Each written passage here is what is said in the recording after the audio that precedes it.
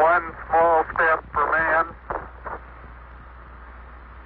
one giant leap for mankind. Since man first looked upon the moon, he has dreamed of probing its mysteries.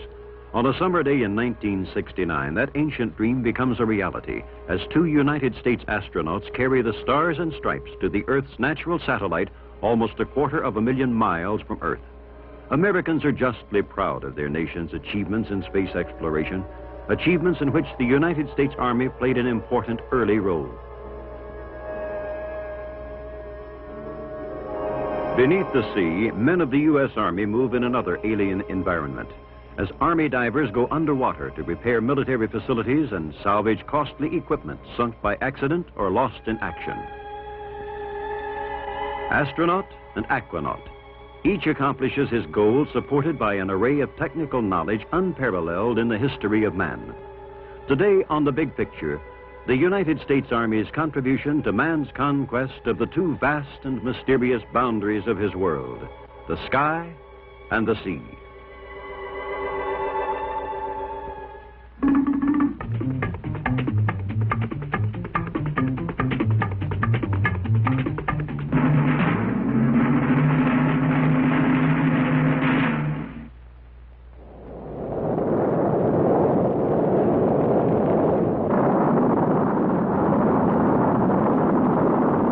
July 20th, 1969, Cape Kennedy, Florida, the day of the beginning of a new era of discovery. U.S. spaceflight Apollo 11, powered by the giant Saturn launch vehicle, is about to take off for man's first landing on the moon. That giant leap for mankind began with many smaller steps. The operation of the Saturn engines powering Apollo 11, with almost 8 million pounds of thrust, can be linked to experiments in rocketry conducted by the U.S. Army Air Forces 24 years earlier.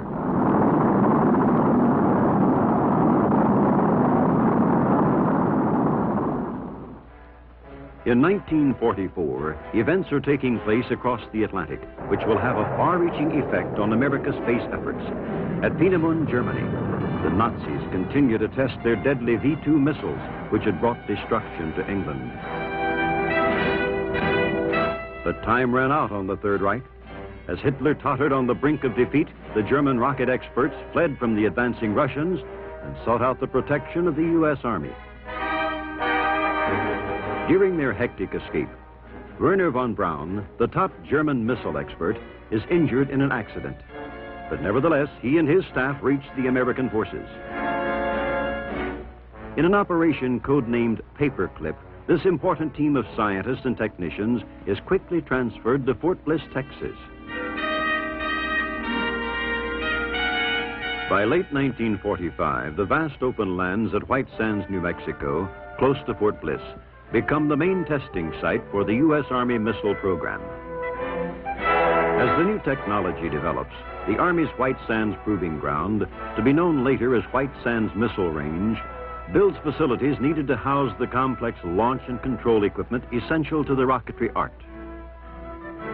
Army ordnance experts and the von Braun group, most of whom become U.S. citizens, conduct missile testing programs. By assimilating the German expertise and by actual firings of the V-2, America gains its first practical experience in the operation and handling of large missiles.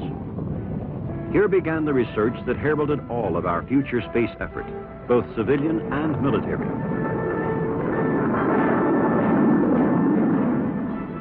Under operational control of the Army, White Sands is used during this period by all the services in perfecting their missiles. The U.S. Navy's Viking missile receives its early test firings here, carrying intricate electronic apparatus for research of the heavens, in radio communications, weather forecasting, and high-altitude flight. Air Force sleds use the vast Army range, racing at higher speeds than ever before, to learn more about human reaction to the tremendous forces that a man's body must survive as he is thrust into the vast realms of outer space. The nation's first operational surface-to-surface guided missile, the Army's Corporal, is successfully tested. The intensive space studies of the 1950s are a tribute to the work of Dr. Robert Goddard, who had conducted solid propellant rocket tests for the Army in 1918 and had fired the world's first liquid-fueled rocket as far back as 1926. Much of today's space technology evolved from the cornerstone laid by Dr. Goddard, and his contribution as a rocket pioneer is honored by the Goddard Space Flight Center in Maryland, which bears his name. In the decade following World War II, the Army almost alone pursued the advancement of rocket-propelled missiles and space vehicles. For a while, it was virtually a shoestring operation, with only token budgets from the government.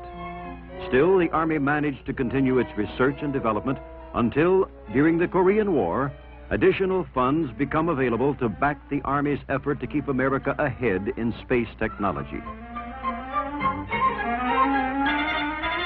Gradually, the new technology shapes the pattern of things to come. Tracking devices, specially designed camera, and a variety of telemetric equipment are devised under Army supervision to analyze the performance of projectiles hurled skyward. Each step in the perfection of military missile systems points inevitably in the direction that man will take to the stars.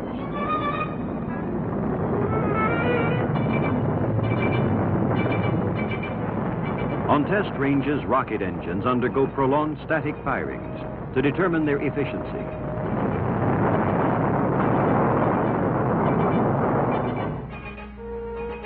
In April 1950, the Army's rocket experts were moved to the Redstone Arsenal in Alabama, and thereafter Redstone becomes the chief center for rocket and guided missile research.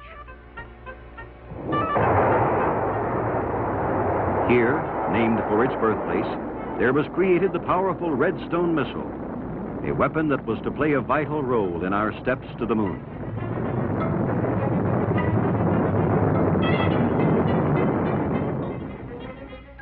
Following Redstone, fueled by liquid propellants, the Army began the development of solid fuel rocket engines and missiles that could be emplaced and fired without delay. First of these was Sergeant, highly mobile, quickly emplaced, and extremely accurate.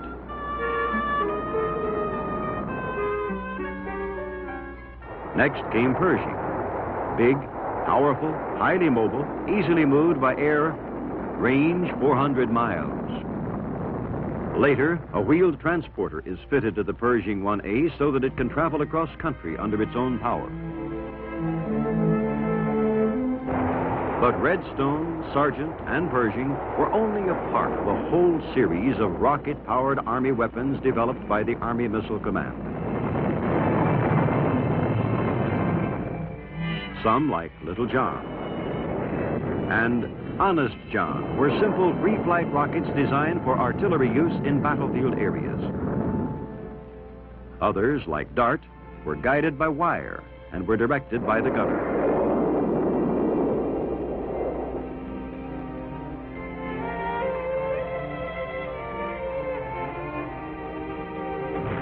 And Shillelagh, that would become the main striking force for America's armored vehicles.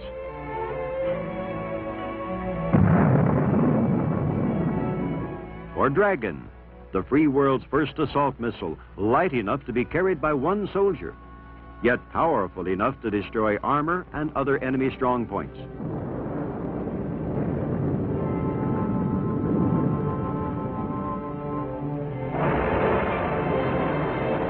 For air defense against high-flying aircraft, the Army provided the Nike Ajax. Then followed the longer-range, fast-reaction Nike Hercules.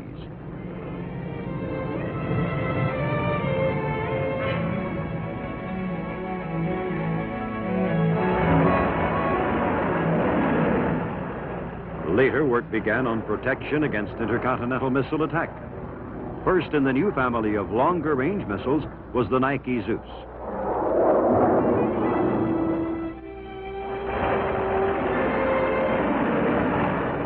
Today, Nike Zeus has become the Spartan missile.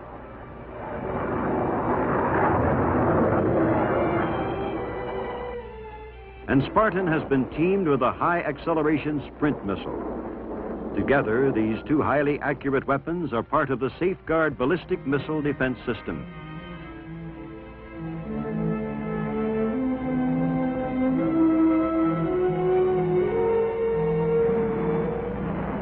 To shield against low-flying enemy aircraft, there was Hawk, used by both U.S. and Allied forces around the world.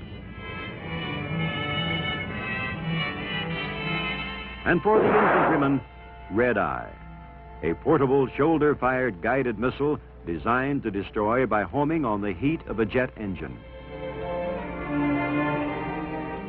But while the Army's prime objective was defense of our nation, the vast and rapidly growing fund of rocketry knowledge that the Army accumulated was to become America's foundation for the peaceful exploration of outer space. A massive output of data on rocket propulsion, performance, and control is filed away, indexed, and made available for research.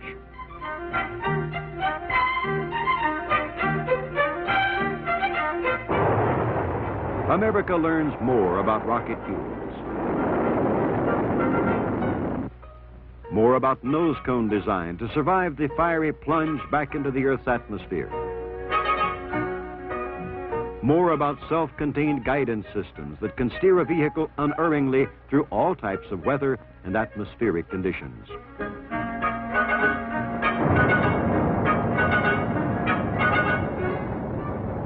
And of particular importance, more about designing engines powerful enough to lift a man-made satellite beyond the pull of gravity.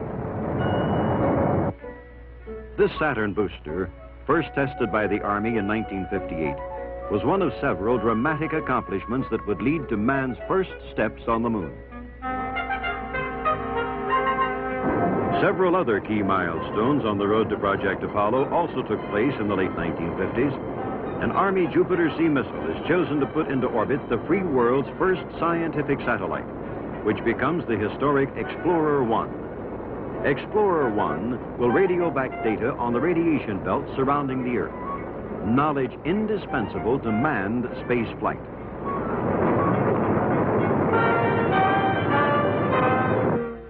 Shortly afterward, another Army satellite, Pioneer 4, will become the first successful American lunar probe, passing within 33,000 miles of the moon and sending back more information essential to future space exploration. In May of 1959, America achieves a historic breakthrough. A Jupiter missile launches a capsule into space containing monkeys Abel and Baker. Their journey, 300 miles up and 1,200 miles downrange from Cape Canaveral, ends in their live recovery, 1 hour after liftoff. Living, breathing animals have voyaged safely into the dark regions of outer space and back again. Throughout this series of successful space launches, Army spokesmen take the lead in urging a national space program. Major General John B. Medeiros, head of the Army Ballistic Missile Agency at Redstone, and Dr. Von Braun, now Chief of Development and Operations, suggest that the country could and should begin a full-scale program of space exploration. A separate civilian space agency is created by executive order of President Dwight D. Eisenhower. Many Army scientists involved in the early rocket studies at White Sands and Redstone move into the new organization, the National Aeronautics and Space Administration, NASA. Secretary of the Army Wilbur Brucker guides and encourages the Army's historic pioneering efforts in the exciting days at the beginning of the missile and space era.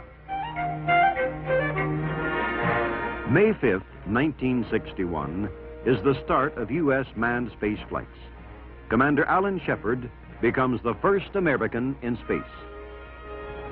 Secured in a capsule atop a modified Army Redstone missile, Commander Shepard is rocketed 115 miles up and 302 miles downrange from Cape Canaveral for a successful mission.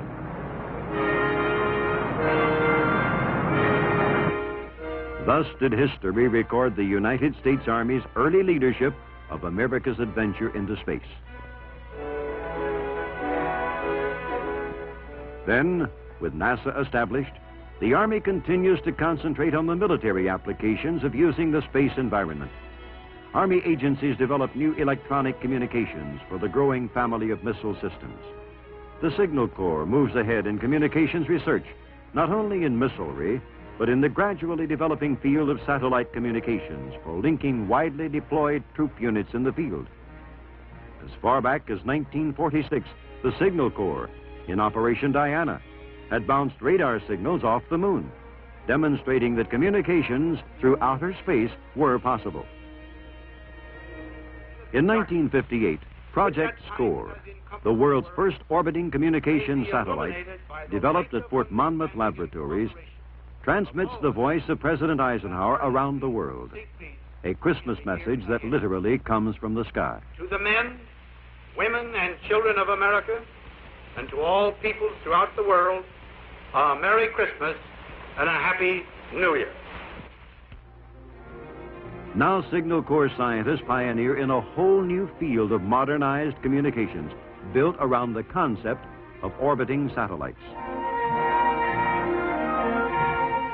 To fully explore the potentials in space communication, the U.S. Army Satellite Communications Agency is created in September 1960. In the years that follow, SATCOM develops programs for both tactical and strategic satellite communications and becomes a leading participant in the nation's space program.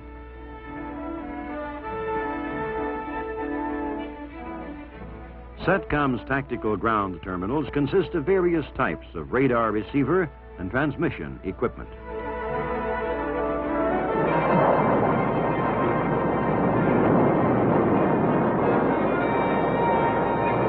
The nation's communication satellites are launched by Air Force missiles.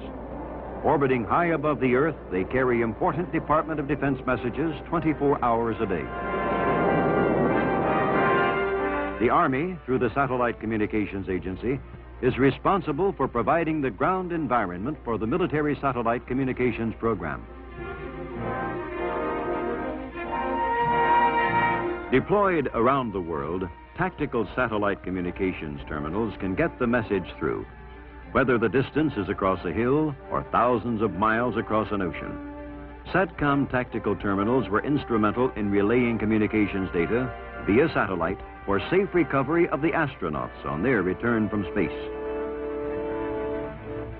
Today, like other Army agencies, the Satellite Communications Agency continues to provide support for our country's space explorations. At its Fort Monmouth headquarters, banks of telemetric equipment monitor SATCOM's hundreds of orbiting satellites.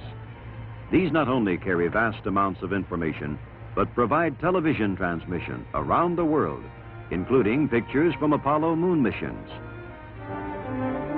Personnel skilled in communications electronics tune in on the satellite broadcasts to check the efficiency of the signal and to make certain that all satellite stations are operating. Control, this is TRICOM 85, over.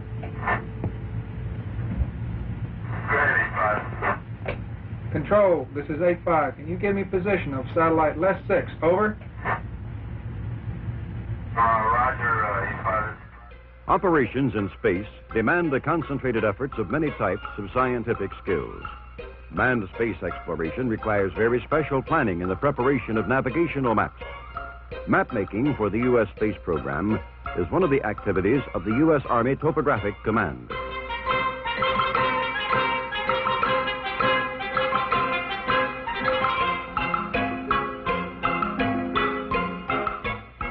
In a special Topographic Command project for NASA, Army scientists mapped the lunar surface for the early moon landings.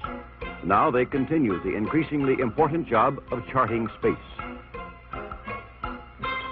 Working from aerial photographs taken by space satellites, pictures of the moon are projected in fragments and assembled into a large reproduction of a section of the lunar surface.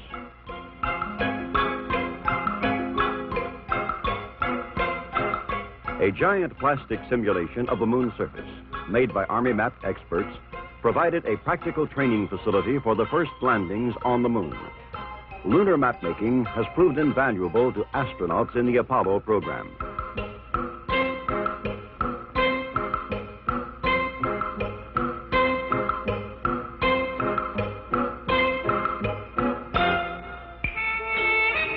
To learn more about how men and equipment will function in space, scientists and engineers have gone underwater. The weightlessness of outer space is simulated in this neutral buoyancy tank at the Marshall Space Flight Center in Alabama. Inside the tank, astronauts practice activities they will have to perform during their flights. Some of the space hardware, clothing, and foods they use are developed by Army scientists in cooperation with NASA.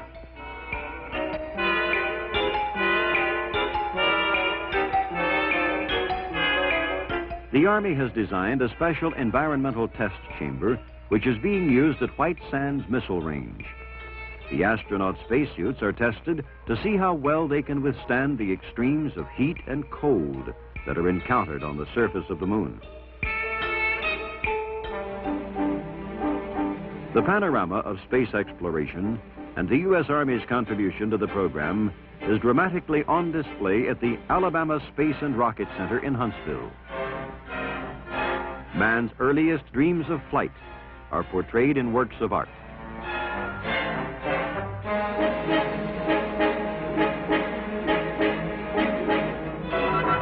Realistic exhibits, activated by visitors, illustrate many principles involved in space flight. The gyroscopic chair suggests the spinning action astronauts might feel as they rocket through space.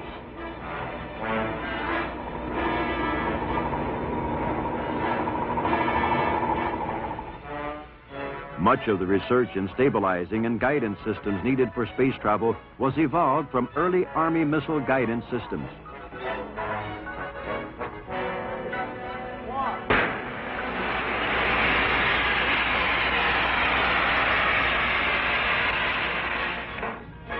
On view at the center is a replica of the capsule in which Commander Shepard made the country's first space journey atop the Army Redstone missile.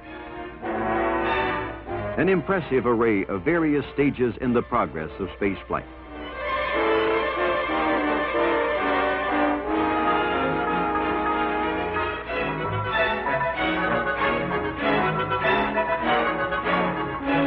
Milestones in Army development of the projectile art are vividly displayed in an outdoor exhibit.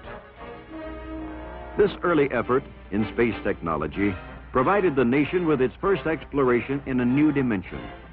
In devising a body of rocketry knowledge that opened a window into a new world, U.S. Army scientists laid the groundwork for the brilliant achievements of the National Aeronautics and Space Administration, which they continue to support.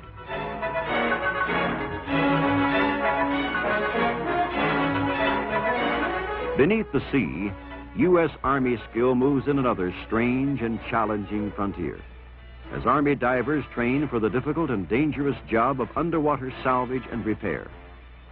At Fort Eustis, Virginia, the Army Divers School provides intensive instruction in how to maneuver and work in an underwater environment. A select group of young men in excellent physical condition receives a 26-week course in 3 forms of diving: shallow water, scuba, and deep sea. The mission of the Army diving team is to salvage sunken equipment and repair underwater facilities such as pipelines or pier supports. A working model of a recompression chamber is used to determine the student's reaction to underwater pressure at various depths.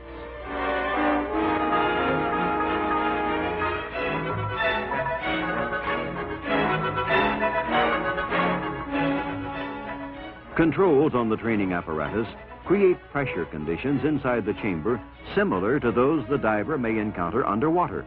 This is topside. The recompression chamber is designed essentially for treatment of divers suffering from compressed air illness, sometimes known as the bends. This is topside, 50 feet. A diver breathing compressed air beyond the depth of 35 feet is subject to this condition. Relief is provided in the chamber by simulating the pressure at the diver's original depth and then gradually reducing it. Topside is good for okay. Over. This is topside. Prepare to go on up to. Roger, topside. Prepare to go up to. Instruction in metal cutting and welding prepares the student for underwater salvage and repair operations. Training is also provided in underwater demolition.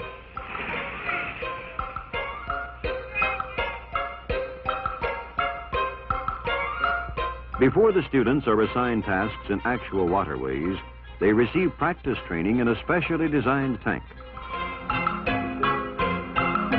In this exchange, they will learn how to remove a disabled propeller from a ship. Student divers face rigorous training. Only the best can make it through the course and qualify as full-fledged members of the Army diving team.